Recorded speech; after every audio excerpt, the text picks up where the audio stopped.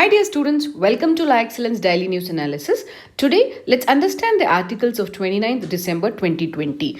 The first article is about dealing with India's two French challenges. So, what are the two French challenges that India is facing? One is a threat from China, and second is a threat from Pakistan. So, in this article, we'll try to understand what is the military belief of India, what was the political will of India, and how we have to converge between the military beliefs and the political will. So, what is a military belief? It is that China and Pakistan would come together and would cause a two front challenge to India or two front war possibility to India. But always the political class and the mainstay always considered China has a very good diplomatic relationship, economic, political relationship with India, and the chances of outright war mode will not be there. Instead, there can be ups and downs with respect to the relationship, was the belief. But however, through recent intrusions of China in the Ladakh part, it shows that whatever was a political belief was not true, while a military belief was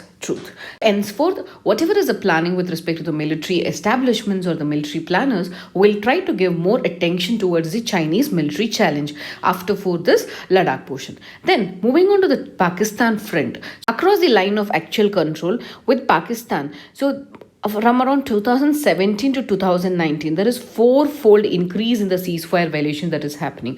Along with that, more than 20,000 troops have been introduced into Gilgit-Baltistan region. So it's kind of like, how Chinese is deploying more and more people in the eastern Ladakh. Similarly, Pakistan is deploying more troops across the Gilgit-Baltistan region. All this warrants India to rethink or India to get gear up to face this two front challenge from the China and the Pakistan.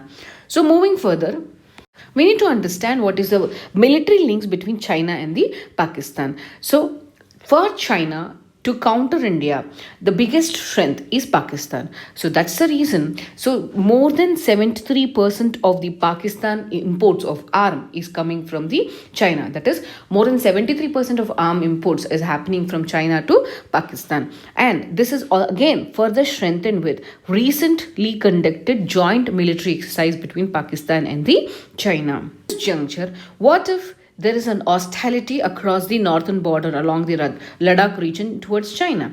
Then, at the same time, what if the military actions in Jammu Kashmir is increased by the Pakistan? So, remember one thing, Pakistan will never go for a full-fledged war or full-blown war with India, because as we are all nuclear armed states, so there will be a high chances of risk. That's where always Pakistan would go for a hybrid conflict, that is low risk conflicts like increasing the military actions in Jammu Kashmir or increasing the militancy in Jammu Kashmir. This kind of low risk hybrid conflict will be followed by Pakistan. So now, what are the challenges or what are the dilemmas that India would be facing in such a scenario? First dilemma is about the resources that we need. Second dilemma is about the strategies that we have to make in order to address this two front scenario. If India has to counter both Pakistan and the China, then in such a case, whatever is the current capacity, we have to almost double the current capacity. So as of now, with the availability of limited resources and COVID scenario, investing more onto the military capability building is a new challenge. Along with that, India also has to rethink about the capacity building that it is trying to do, because most of the equipment whichever we are borrowing is focused on the major platforms like ships, aircraft, tanks, etc. Instead, we are not emphasizing on the future technologies like robotics, artificial intelligence, cyber technology, or electronic warfare, etc. So, whenever we are going for resources, whenever we are trying to build the capacity should be built in a diversified way so that any kind of future possibility with technology and the conventional warfare could be addressed by India. So that is the first thing what we have to focus while formulating any strategy. Whenever strategy is being designed by the political masters, so it should always ensure that political participation is involved in the formulation of doctrine. Because without the will of politics, without the mandate of politics, if the doctrine is formulated, then implementation would become a big challenge. So that's where, capacity building should be done with a diversification mode. Second thing, whenever a strategy has to be built or the doctrine has to be made up, then the political mandate or the political will has to be considered. So these are the key points that the India should address in order to confront the challenge. Moving further, For India, diplomacy is the most crucial thing. So, India has to maintain a very good relationship with its extended neighborhood, like that of Iran, so that we can diversify our energy sources, we can increase our maritime cooperation, and we can ensure there is some kind of stability to continue the goodwill. Moving further, India should also not sacrifice the relationship with Moscow. So, first thing, India should continue with its extended neighborhood. Second thing, India should not lose its relationship with Moscow while overemphasizing with that of US.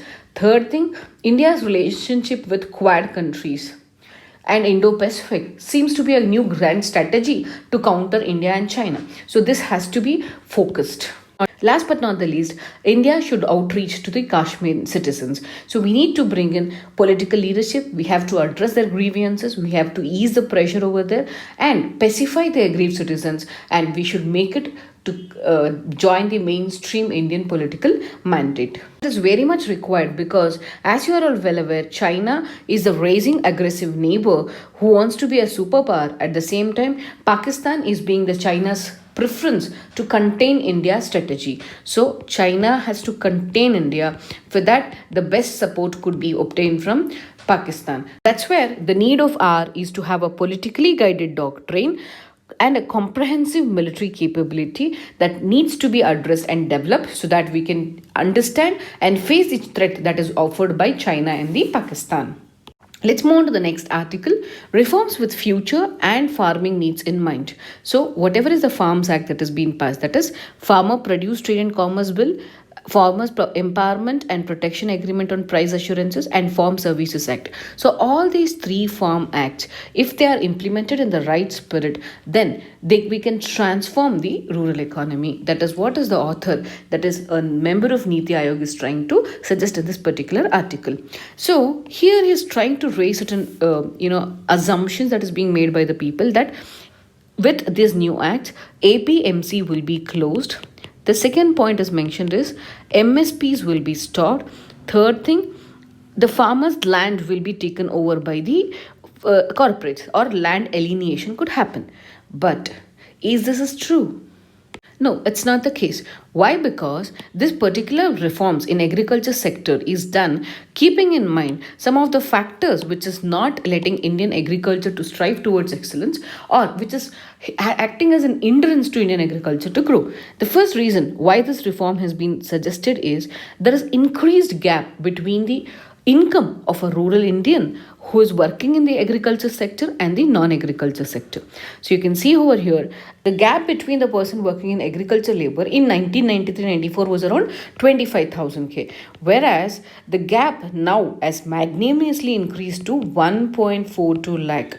See, because of this huge gap between a person working in agriculture sector and the non-agriculture sector, there is increased rural distress that is happening. There is increased agrarian distress in the rural areas. The second factor is about the aggregate food demand. See, with the supply side of the rice, wheat, all these things, with the food grains increased production, so we are trying to maintain more buffer stocks. So with increased productions, so we have more buffer stocks. But as you are all well aware, the demand for food production has decreased. So because of decrease in the demand, automatically the cost of the prices of these food grains are decreasing. As you know, in terms of economy, the lesser the demand, obviously the prices will be falling. So that's how we have around 60 lakh tons of sugar, 72 million tons of wheat and rice as an extra buffer. So this is adding too much to the cost of our fiscal capacity, or it is acting as a more burden on the government.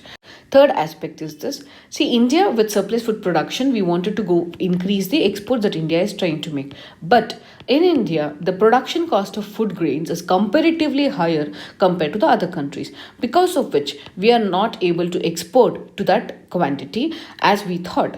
Then, fourth problem, the rural youth along with the farmers' children are looking for the job outside agriculture, because of which we have a serious problem of unemployment in India, and that is also leading to underemployment in the country. So along with this, market failure, prices fall, etc., which is making Indian agriculture not to grow to the next level. So that's where, if you can see the growth rate of agriculture, it is always driven through subsidies. It is always driven to subsidies or the price support systems. So when the government has limited revenue resources, if government is spending most of its revenue resources or subsidizing it to the farmers, then in such a case it's a huge strain on the government.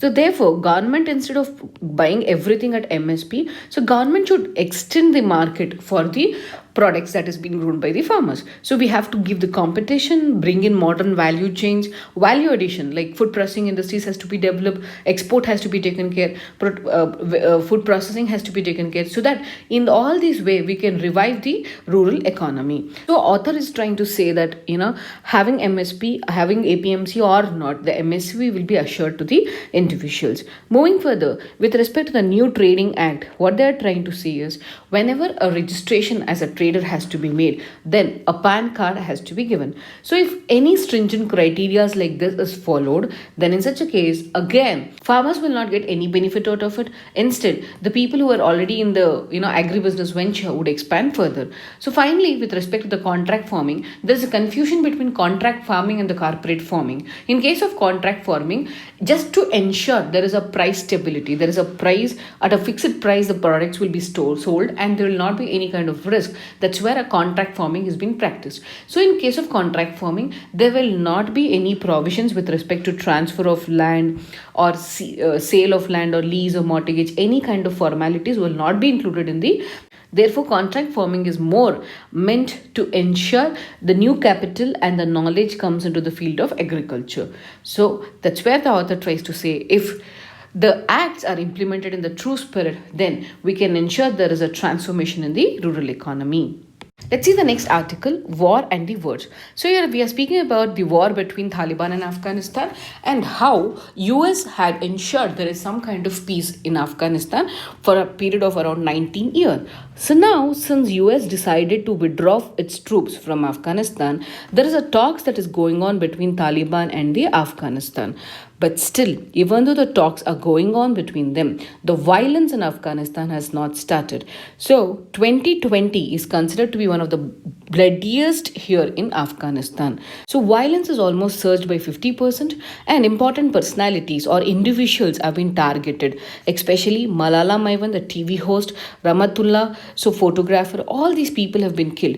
So, Taliban has been blamed by the Afghan government for this. However, moving further, the peace process between Afghanistan and Taliban is not a cakewalk, because the government rung, that is including the Vice President Amrullah Saleh, they have a strong anti-Taliban views. So despite having a strong anti-Taliban views, the Abdullah government is demanding for a ceasefire between Taliban and Afghanistan. Taliban is not accepting the ceasefire. Instead, it's proposing for a prisoner swaps or the future governance systems, etc., instead of addressing the peace at the Afghanistan. So now finally, Taliban and the government has agreed for a set of rules and procedures that they would follow for the talks. But still, ceasefire is not a scenario. So now, with the Trump administration withdrawing the troops without any compromises made by the Taliban, so whatever is a peace that was lasted for last 19-20 years would be into the vein.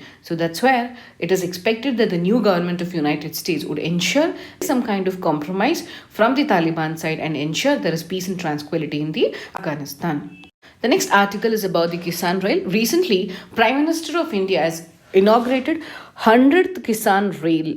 The Kisan Rail, which is launched by the government, is a flagship program to ensure there is a big and wider market for the marginalized community of the society. That is, 80% of the small and marginal farmers can get the benefit out of this Kisan Rail. What is the advantage? It's because these Kisan Rails have a cold storage, or they will act as a cold supply chain. With this, they can reach out to the wider markets and they can get the benefits of the wider market and more prices. So moving further, governments, despite having resistance with respect to the Farm Act, the government measures like Kisan Rail, Krishi Udan is trying to ensure that farmers get right price. At the same time, they can export their products to the different countries and different states of the choice. Then it is also reducing the risk factors of the farmers and finally ensure farmers to get doubling their income.